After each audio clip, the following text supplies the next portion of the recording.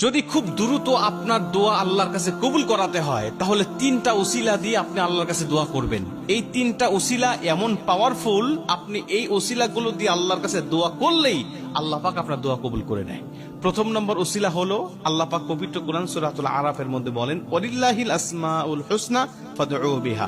আমি আল্লাহ পাকের নামের উসিলা দিবে। আমি আল্লাহ পাকের অনেক কুদরতি নাম আছে, সিফতি নাম আছে, এই নামগুলোর উসিলা দিয়ে কেউ আল্লাহর কাছে আমার কাছে দোয়া করলে আমি আল্লাহ তার খালি হাত ফেরাই না, আমি আল্লাহ তার দোয়াটা কবুল করে নিই। এজন্য যখন দোয়া করবেন আল্লাহ পাকের নাম ধরবেন। আল্লাহ 99টা নাম আছে, এই নামগুলো যে কোনো একটা নাম ধরে আপনি আল্লাহর কাছে দোয়া করবেন, আল্লাহ আপনি নামের উসিলায় আমার দোয়াটা কবুল করেন।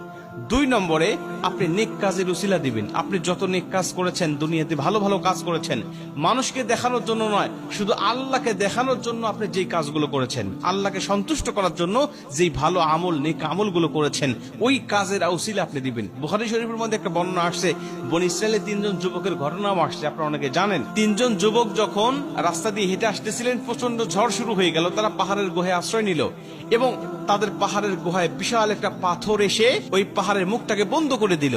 তাদের ভিতরের অক্সিজেন পর্যন্ত বন্ধ হয়ে গেল, মানে তারা নিশ্চিত মৃত্যুবরণ করবে, এতে কোনো সন্দেহ নাই। তারা ভাবলেন, মারাই যখন যাব, এখানে মারা গেলে কেউ আমাদের জানাজা দিবে না, দাফন খাবে না, কাফন হবে না, নিশ্চিত কেউ জানবেই না যে আমরা 3 জন এখানে মরে পচে আছি, কেউ জানবে না। অতএব আল্লাহ পাকের কাছে একটু দোয়া করি, দেখি আল্লাহ আমাদেরকে এখান থেকে পরিত্রাণ দেয় কিনা। তারা বললেন, কিভাবে দোয়া করা যায়, কিভাবে দোয়া করলে আল্লাহ আমার দোয়াটা কবুল করবে। তারা আল্লাহ পাকের কাছে নেক কাজের উসিলা দিলেন।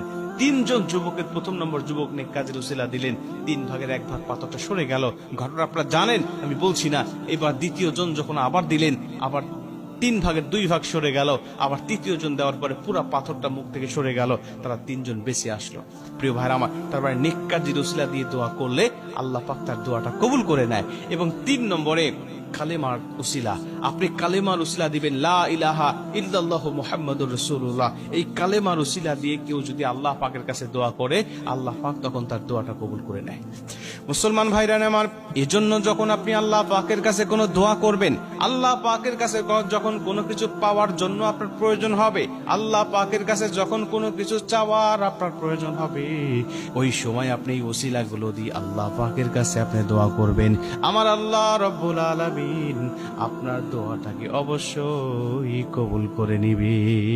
প্রথম নম্বরে বলেছিলাম আল্লাহ পাকের নামে উসিলা দিবেন, দ্বিতীয় নম্বরে নেক কাজের উসিলা দিবেন। তবে এই নেক কাজটা, যেই নেক কাজের মধ্যে রিয়া মিশ্রিত আছে, মানে লৌকিকতা আছে, এমন কোন নেক কাজ নয়।